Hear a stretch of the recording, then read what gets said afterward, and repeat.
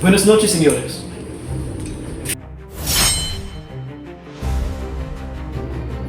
Padre Damaso, hindi niyo rin babatid na nasa tahanan tayo ng isang Indio.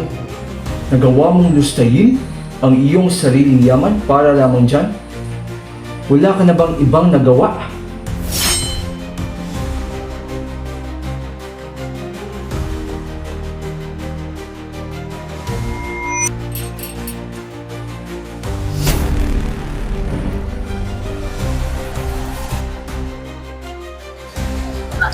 Hindi ko ibig na mag-usisa.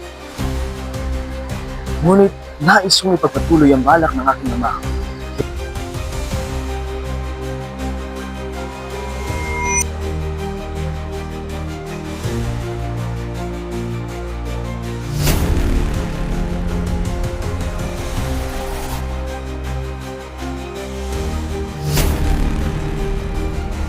Nais ko lamang na makita ang ating kabataan na natututo at nangangarap.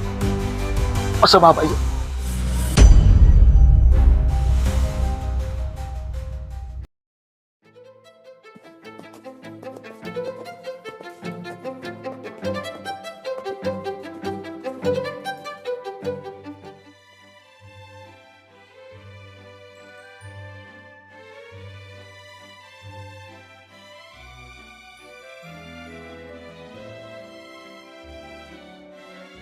Hindi ba nibatid na maraming Indio ang mangmang?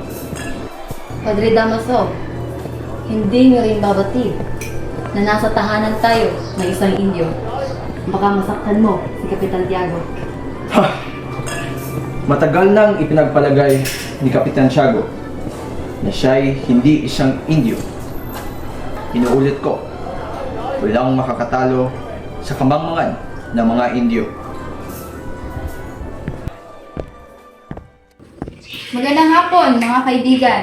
Ikinagagalak kong ipakilala ang dahilan ng ating pagsasalong ito. Kagagaling niya lamang sa Europa. Siya ang anak ng yumao kong kaibigan, si Don Crisostomo Ibarra.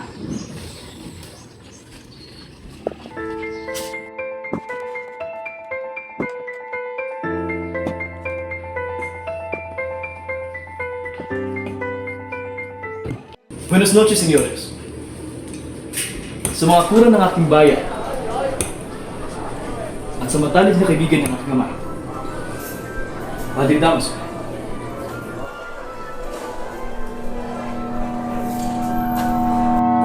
naway patawarin po niyo ko sa aking pagkakamali.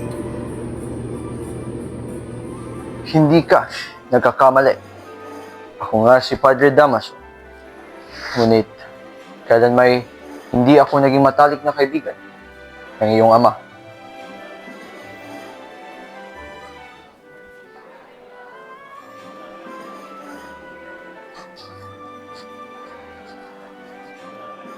Kayo na nga ba ang anak ng yumaong Rafael Ibarra? Si, senyor.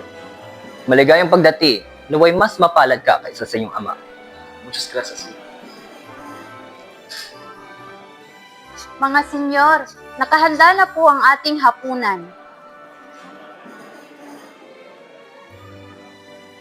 Senyor Ibarra, sa halos na 7 taon niyong pamamalagi sa ibang bansa, ano ang pinakamahalagang bagay na iyong nakita? Nang natutunan ko ang kasaysayan, nalaman ko na ang kalayaan o pagkakaalipin ng isang bansa ang nagdidikta ng kasaganahan o paghihikahos dito. Nagawa mong lustayin ang iyong sariling yaman para lamang dyan? Wala ka na bang ibang nagawa? Wala ka na bang ibang nakita na mas mahalaga? Isa kang bulag. Kahit isang batay alam yan. Senyores, huwag kayong magtaka sa aming dating kura. Ganyan din ang pagkikitungo niya sa akin nung ako'y bata pa at mukhang hindi siya nagbago. Salamat pa rin sa kanya dahil nagugunit ako ang panahong reverentya ay madalas dumalaw sa aming tahanan at nakakasalo sa pagkain ang aking ama. Paumanhin, senyores, Kapitan Tiago, kababalik ko lamang mula sa Europa, kaya kailangan ko na agad lumisan. Huwag ka munang umalis. Darating pa si Maria Clara. Bibisitahin ko po siya bukas. Sa ngayon ay may importante pa akong dapat asikasuhin. Hude pera. Nakita niyo na? Ganyan ang nangyayari sa mga kabataang ipinapadala sa Europa. Mga mayayabang at mapagmataas. Dapat na nating ipinagbabawal ang pagpapadala sa ibang bansa.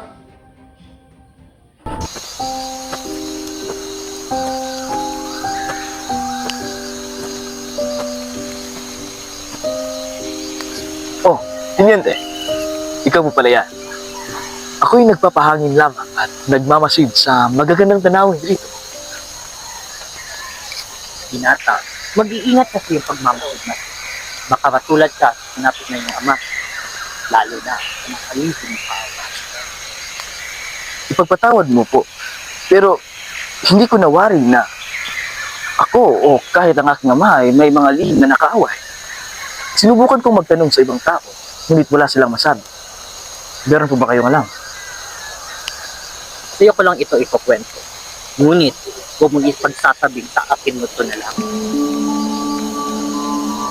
Bagamat mabuting tao siya, siya ay mayroong paring kaaway. Halos lahat ng mga kagalit niya ay mga Kastila at mga pare. Nagkagalit sila ni Padre Damaso noong ikay buwan pa lamang nung umalis sa bansa dahil sa hindi nito pangungumpisal.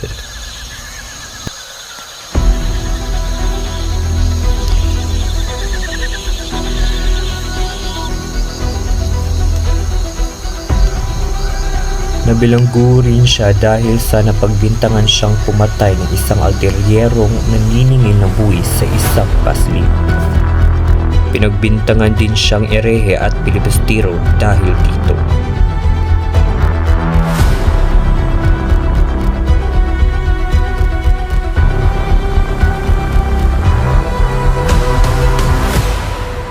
Tumulong ako para mapawalang sala ang iyong ama. Ngunit bago pa siya makalaya ay sumuko na ang kanyang katawan, kaya hindi na siya umabot sa araw ng kanyang kalayaan.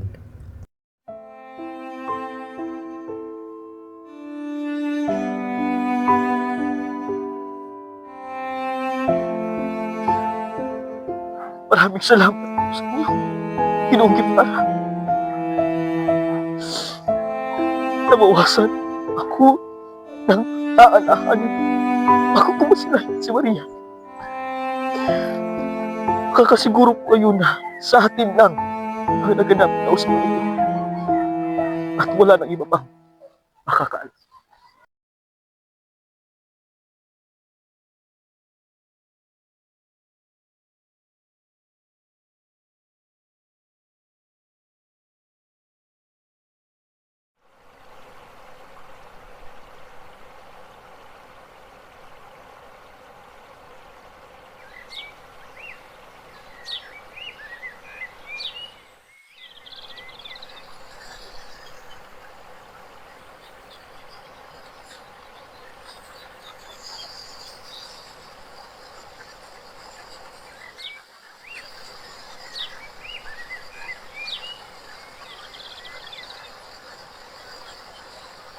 Dito itinapon ang iyong ama.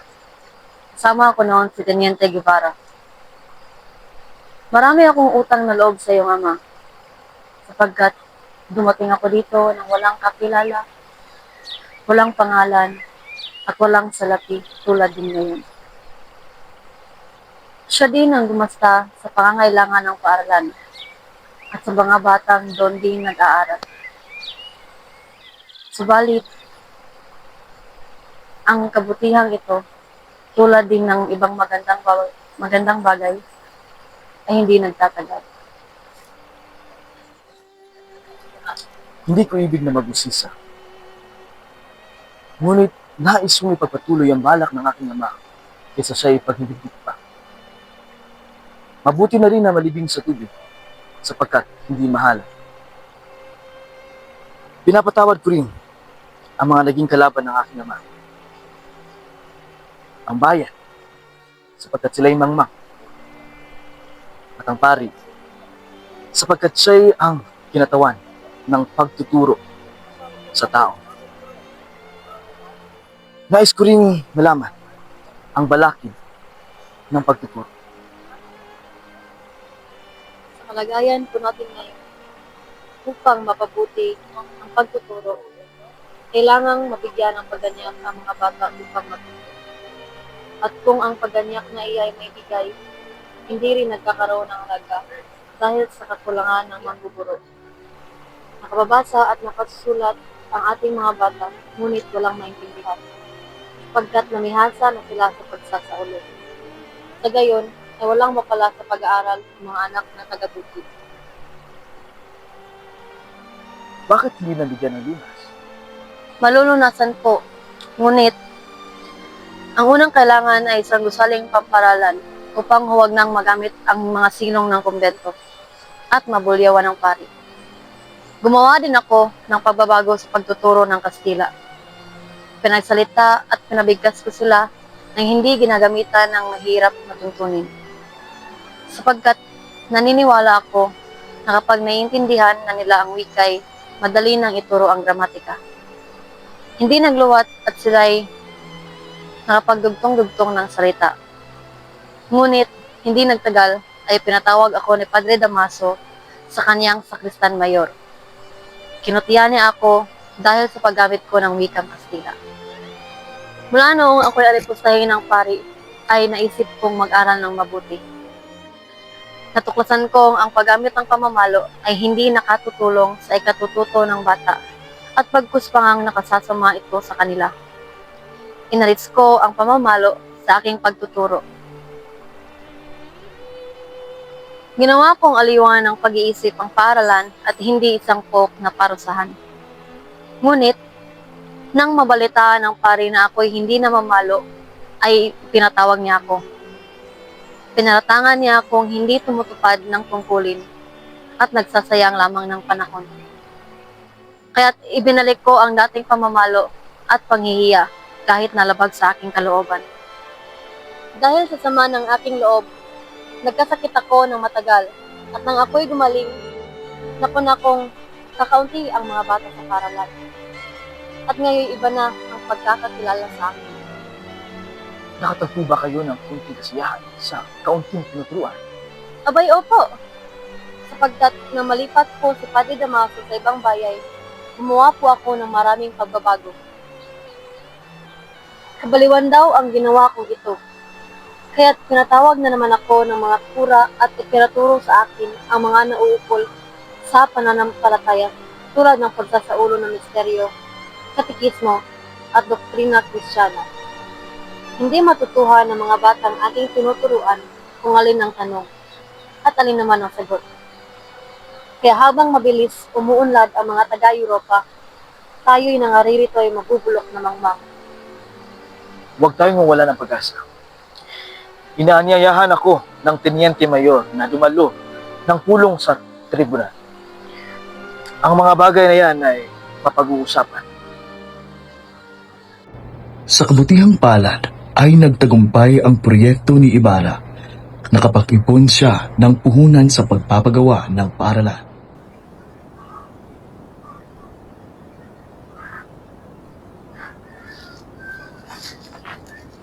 Juan, kamusta ang ibinapatayo akong paaralan?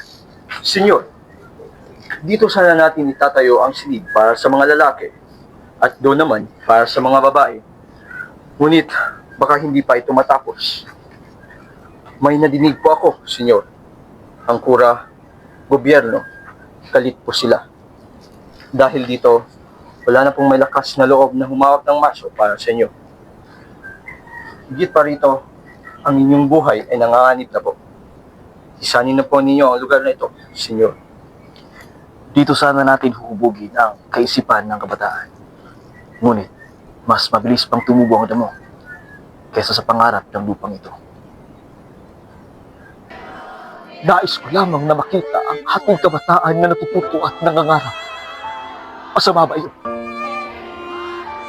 Sapat ba ang aking ambisyon para bansagan na lamang ako isang ex-komunikano? Sapat na ba ito upang ituring akong peste sa sarili kong bayan? Sa bayang ito, Don Crisostomo, ang karunungan ay kasalanan. kung hindi galing sa kanila.